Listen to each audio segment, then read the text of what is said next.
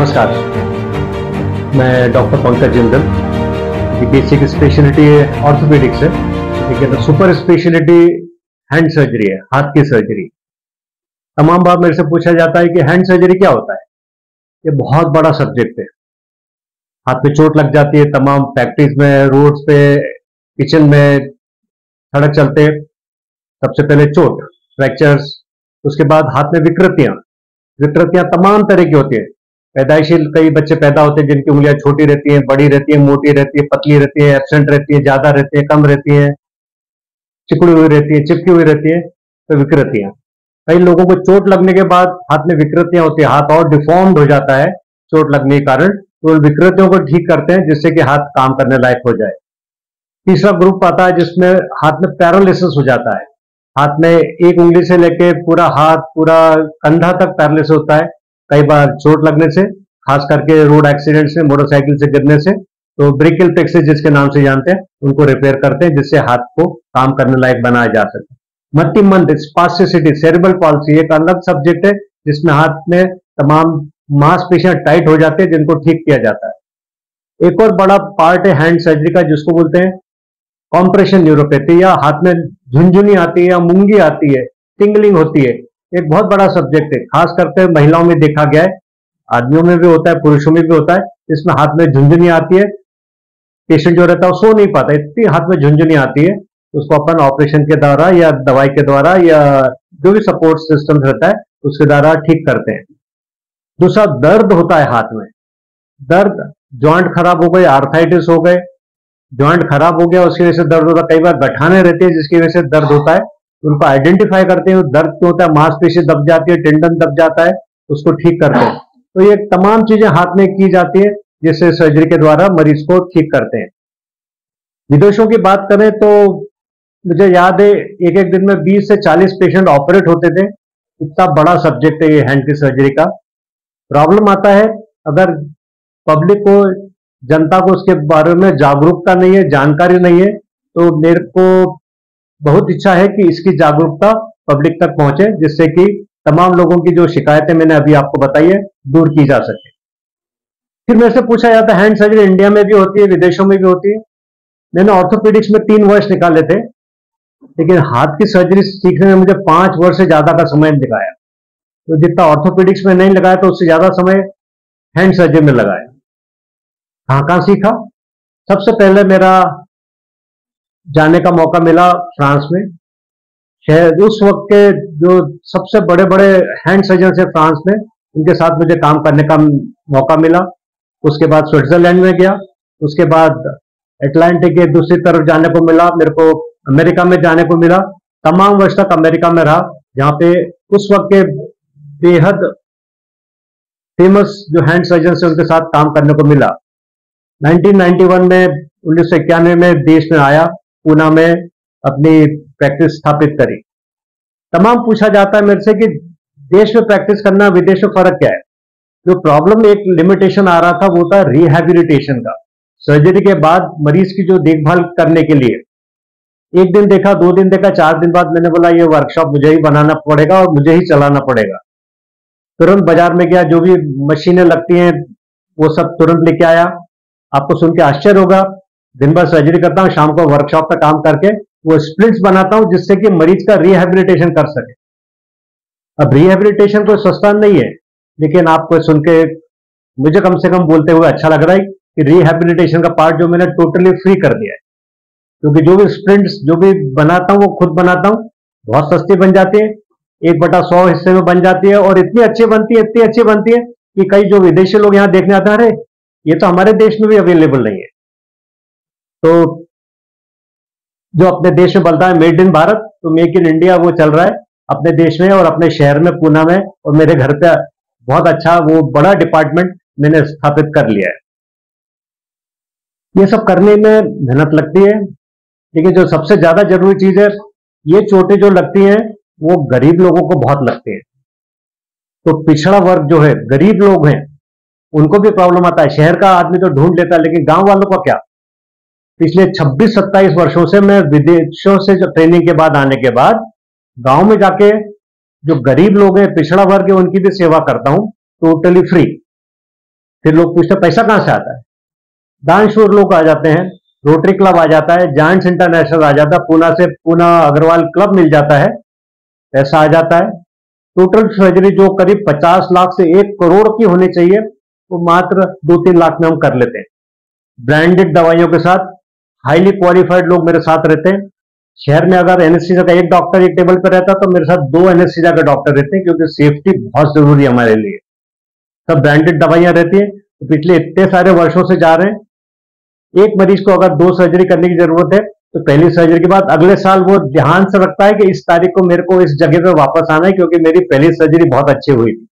तो ये हमारा सक्सेस का जो सर्टिफिकेट है वो मरीज ही हमको देते हैं, नहीं तो अगर कोई बिगड़ जाएगा तो दूसरी बार नहीं आने वाला।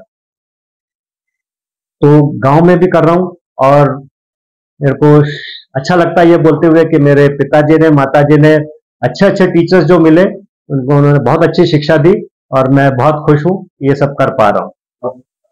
देखो, मजदूरों का जो इलाज होता है 2 तरीका रहता है। एक तो डायरेक्टली फैक्ट्री का जो एम्प्लॉयर है वो मरीज को लेके आ जाता है, उनका इलाज हो जाता है, ये सब अच्छा हो जाता है।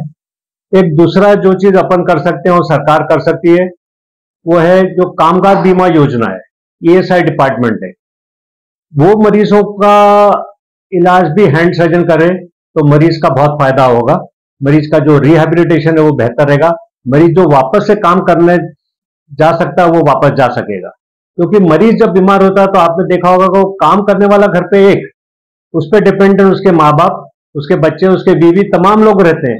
लेकिन एक वर्कर अगर हैंडीकैप हुआ, टेम्पररी या परमानेंट, तो पूरा परिवार बुरी तरह से गरीब से और ज्यादा गरीब हो जाता है। तो एक मेरी दरख्वास्त है, एक निवेदन है सरकार से, इस और ध्यान दिया जाए, जिससे मरीज जो ईएसआई के अंडर कवर होता है उसका इलाज एक hand surgeon, qualified hand surgeon के द्वारा हो तो मरीज का ज्यादा फायदा हो सकता है।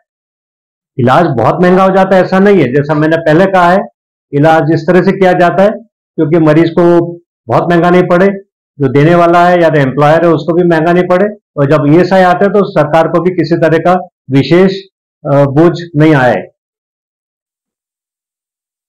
जो पैदाइशी बीमारियां होती हैं उसमें तमाम प्रॉब्लम होते हैं।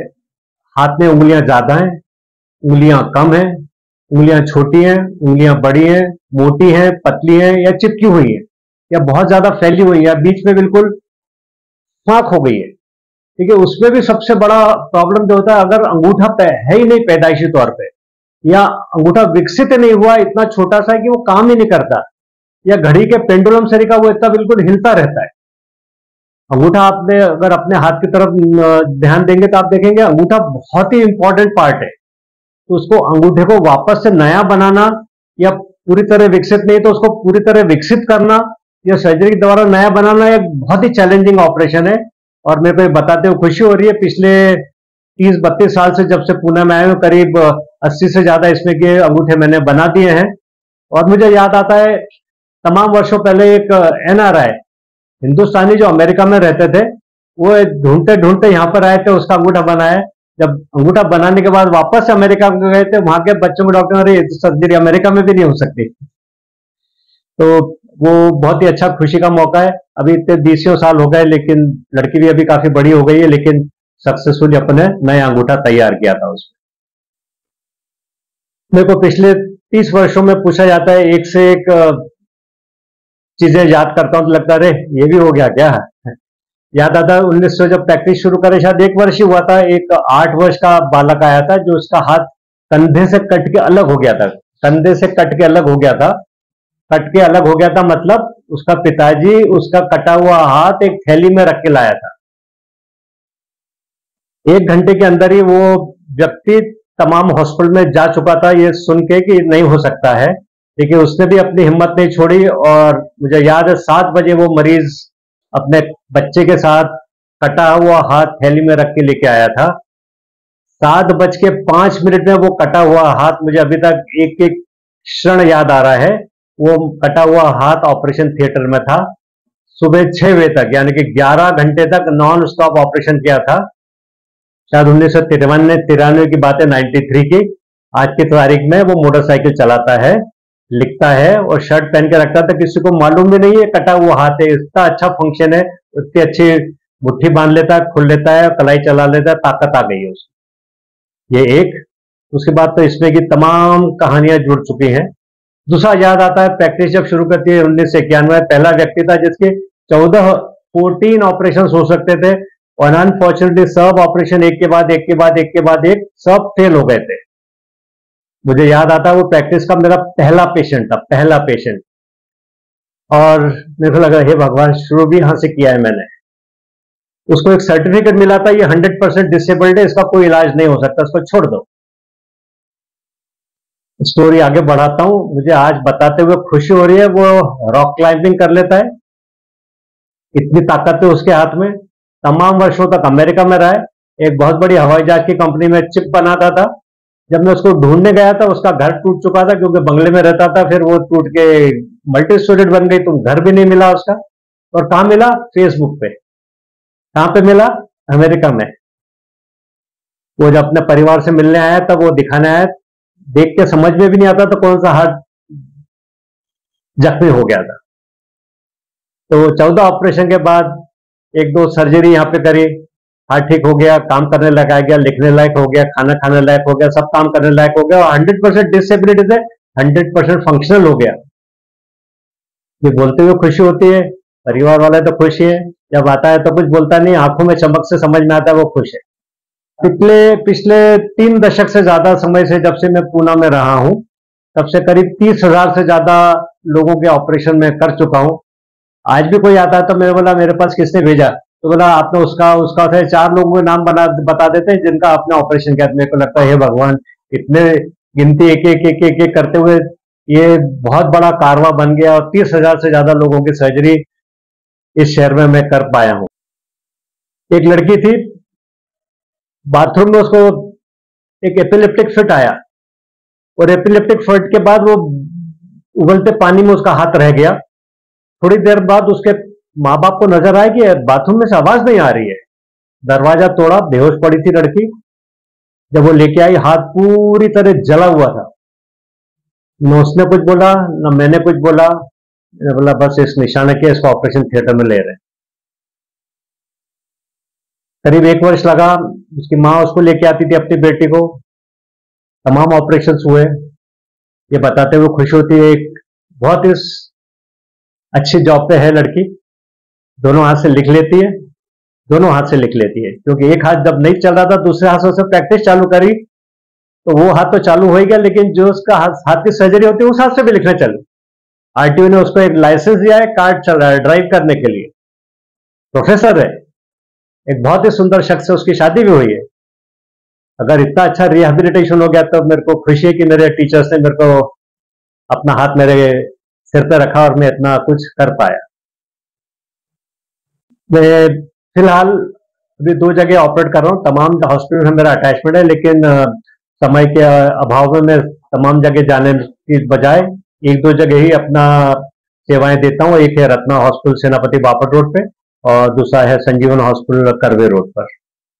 तो तमाम बड़े बड़े हॉस्पिटल में अटैचमेंट्स हैं, लेकिन प्रैक्टिकली पॉसिबल नहीं, क्योंकि इन 2 अस्पताल में, अपने प्राइवेट क्लिनिक में पूरा दिन, पूरी शाम निकल जाती है, और जगह जाने में पॉसिबल नहीं रहता है। 30 वर्षों से ज्यादा समय से मैं पुणे शहर में कार्यरत हूँ। 30,000 से ज्यादा लोगों को सेवा करी है, उनका शुभकामनाएं मिली है, तमाम लोगों का आशीर्वाद मिले, बड़े लोगों का आशीर्वाद मिले, टीचर्स का आशीर्वाद मिला है। मुझे विश्वास है कि आने वाले तमाम वर्षों तक ये सेवा जारी रहेगी, न सिर्फ शहर के लिए, लेकिन देश के लिए, और विदेशी मरीज भी जो यहाँ पे आते हैं उनके लिए ऐसी सेवा करता रहूंगा। और गांव में जाके खास तौर से जो बहुत गरीब लोग हैं, जो जरूरतमंद हैं लोग, उनकी भी सेवा करने का मुझे मौका मिलता रहेगा, ऐसा विश्वास है। धन्यवाद। Thank you very much.